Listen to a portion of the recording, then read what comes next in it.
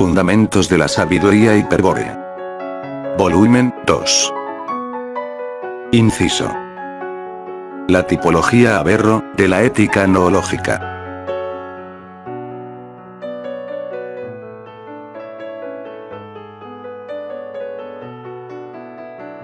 C. La alegoría del señor Averro y el globo.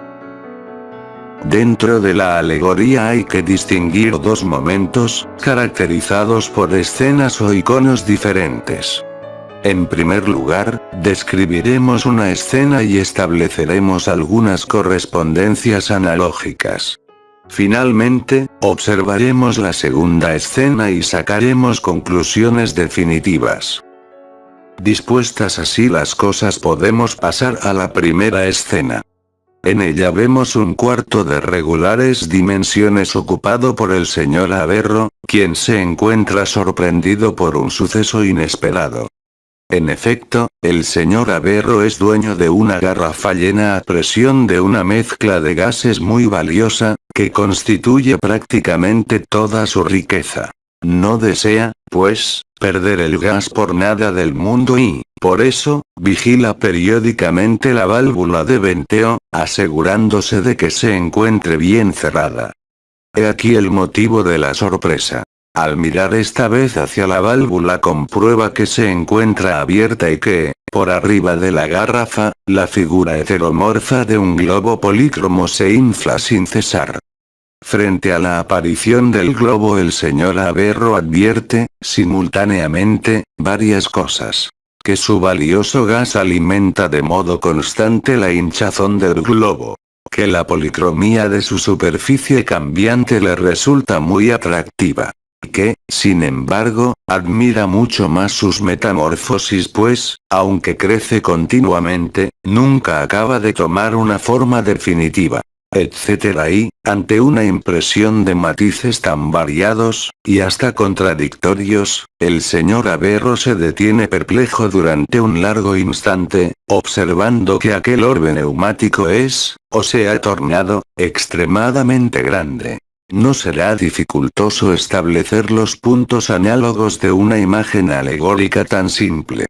Así, el señor Averro representa al yo del vir ya perdido, perplejo frente a la aparición del símbolo sagrado. La garrafa equivale a un depósito de energía psíquica inconsciente y la mezcla de gases a dicha energía. Y la válvula corresponde al órgano, o función, por medio del cual la voluntad del yo se manifiesta sobre el fenómeno. Es evidente entonces que el globo es una figura análoga del símbolo sagrado. Si miramos bien, veremos que el globo, con su continuo crecimiento, se muestra en mucho semejante al proceso del símbolo sagrado.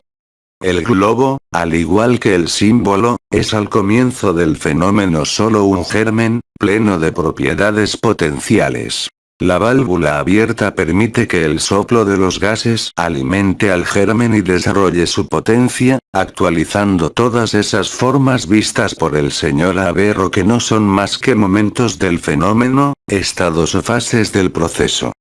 También el símbolo sagrado, como el globo, es al comienzo del fenómeno solo germen, es decir, puro signo potencial. El aporte nutricio de la energía psíquica inconsciente, que es compuesta por arquetipos, como la mezcla por gases, produce el desarrollo del germen símbolo, cuyas propiedades se actualizan en la conciencia.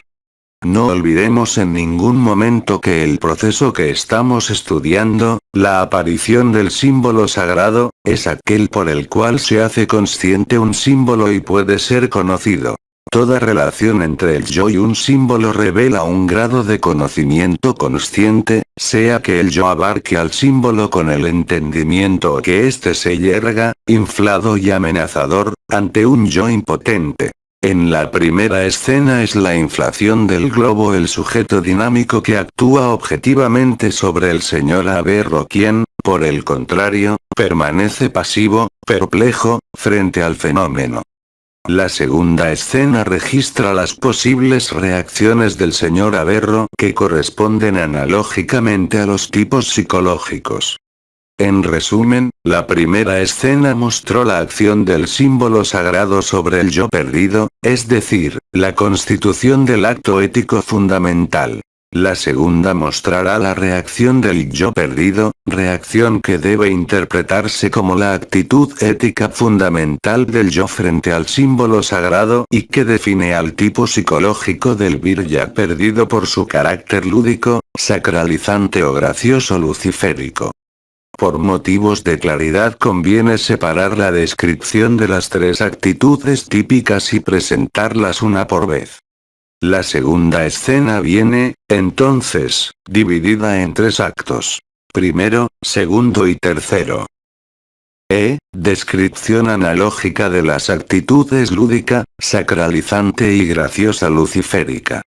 Primero, actitud lúdica.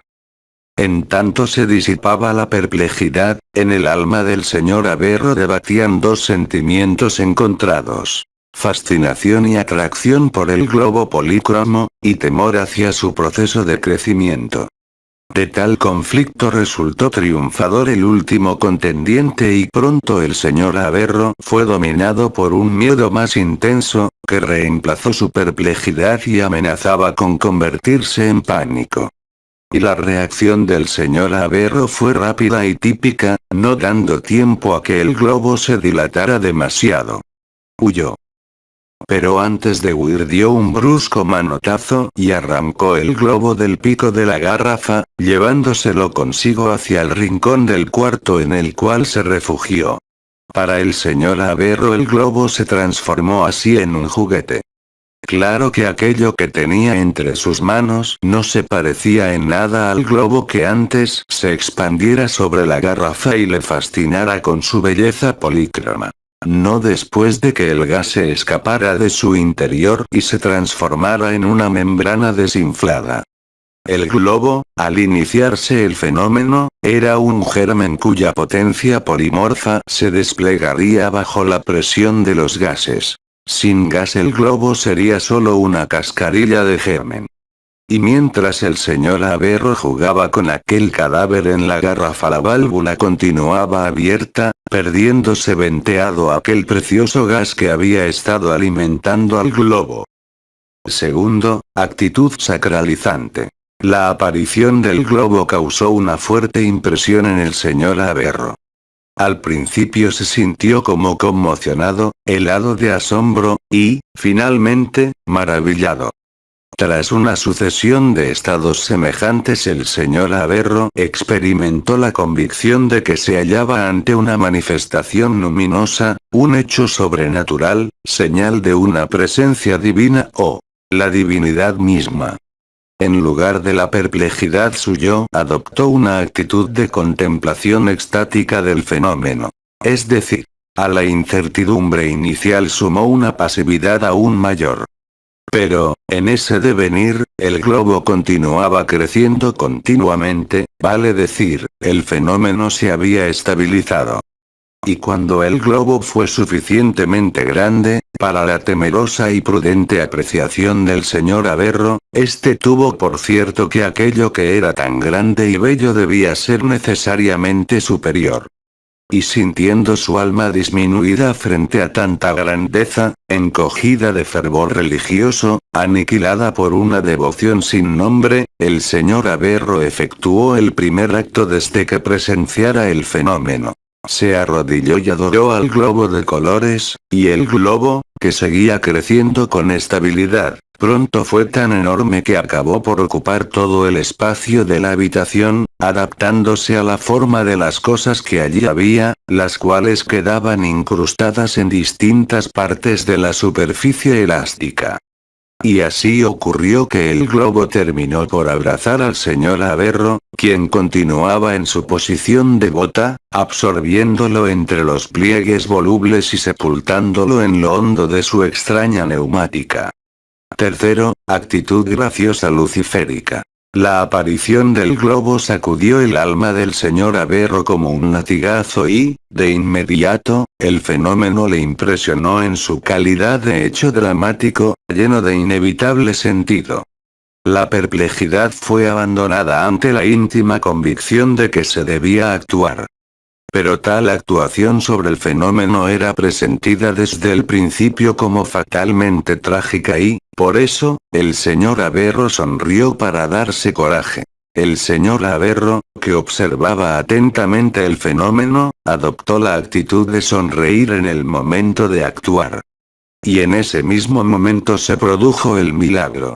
Su risa cambió el sentido del hecho, transformándolo de dramático en cómico. Acto seguido, el señor Averro estiró la mano y cerró la válvula, impidiendo así el paso del gas.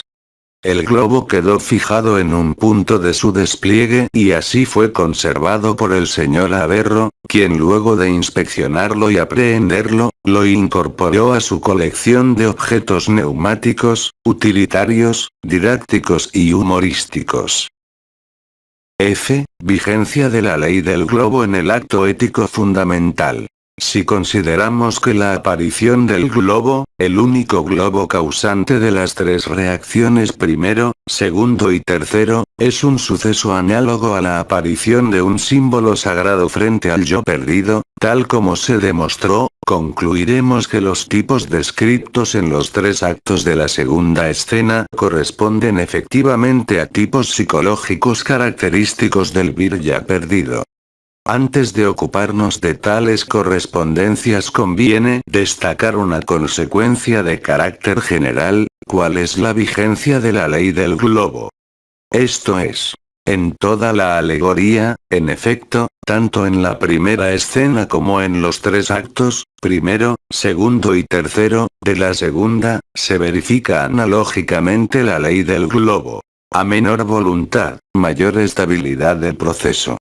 Recordemos que el yo perdido, por su esencia noológica, se manifiesta como una fuerza volitiva. Por lo tanto, el yo perdido solo puede reaccionar volitivamente, es decir, energéticamente, frente al símbolo sagrado. Por eso la perplejidad del yo implica neutralidad energética, nulidad volitiva. Así, de acuerdo a la ley del globo, cuando el señor Averro se detenía perplejo frente al globo, este crecía y el fenómeno tendía a estabilizarse.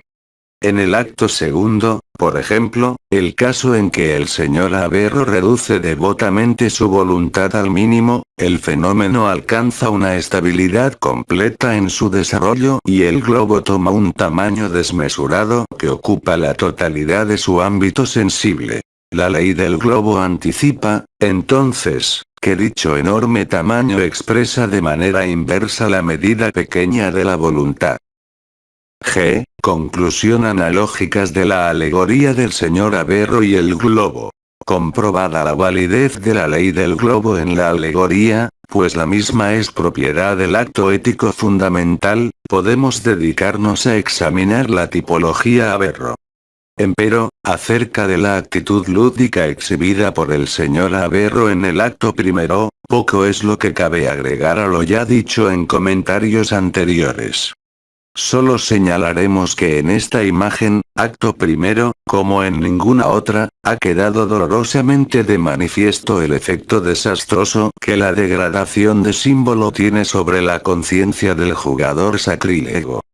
En la alegoría puede observarse claramente cómo la profanación y degradación del símbolo, representada por el manotazo y apropiación del globo, causa una mutilación en el alma, una herida psíquica por la que se escapa energía del inconsciente, figurada en la pérdida de gas de la garrafa.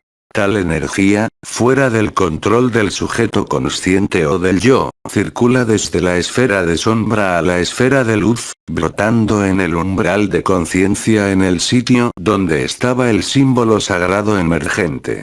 No hace falta insistir en que toda clase de patologías psíquicas, y hasta la demencia irreversible, pueden ser causadas por lesiones semejantes. Notemos también que la atención del señor Averro se concentra finalmente en la cascarilla del germen globo que tiene entre sus manos, olvidando por completo a la garrafa y al valioso gas que de ella se escapa.